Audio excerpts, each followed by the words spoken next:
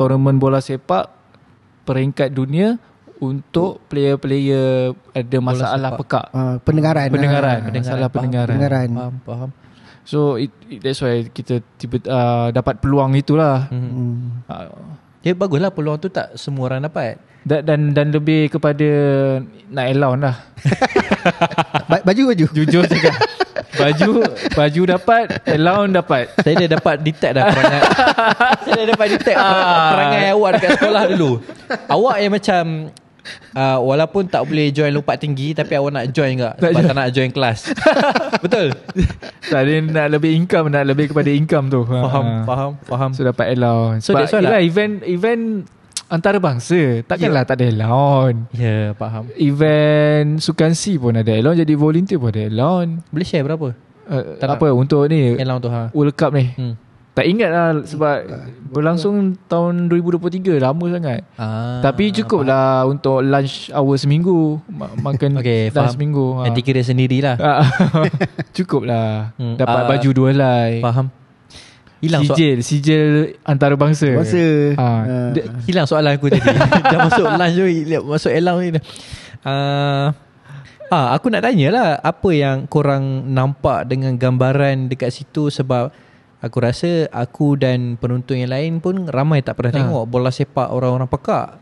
Yang biasa kita tengok bola sepak yang biasalah yang dimainkan, and then bola sepak wanita, bola sepak pantai.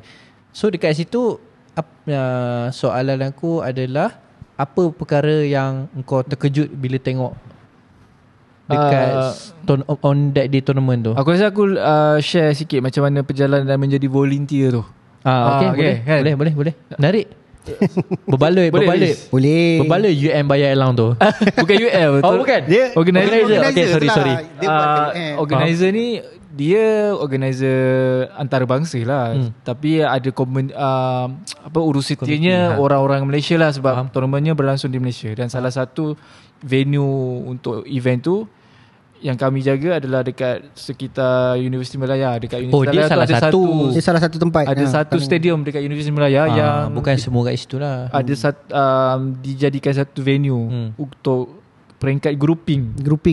So ada beberapa tim lah, antara yang aku ingat Egypt ada.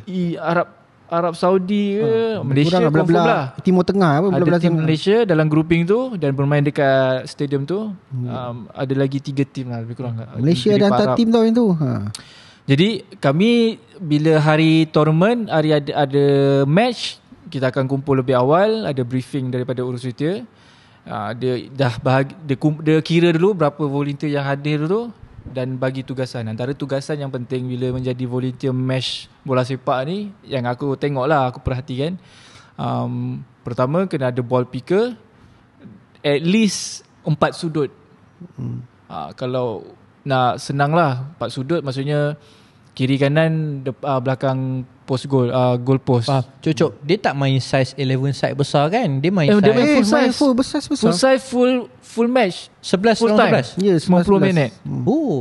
Rule dia tak jauh beza dengan rule bola sepak biasa. Cumanya playernya adalah player masalah pendengaran lah.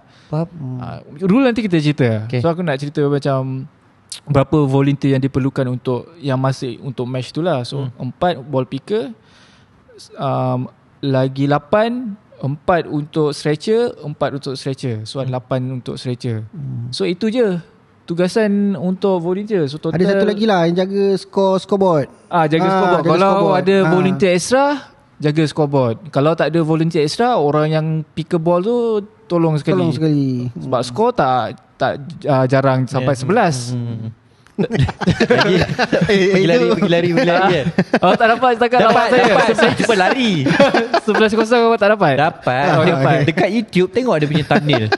Nak kata penganjingnya, itu lagi teruk kan? Orang dia kata borak-sorak suka ni lah apalah. Tengok tu lagi jarang tournament sampai 11 gol. Mungkin 1-2. So yang pick ball tu yang berdekatan dengan scoreboard boleh lah. Kalau kena panjat lah sekejap, lepas tu turun dah balik pick bola. So itu je, lebih kurang 8 tambah 4 12 volunteer lah diperlukan untuk satu match bola sepak. So kami rotate lah. Biasanya lelaki tukang stretcher lah.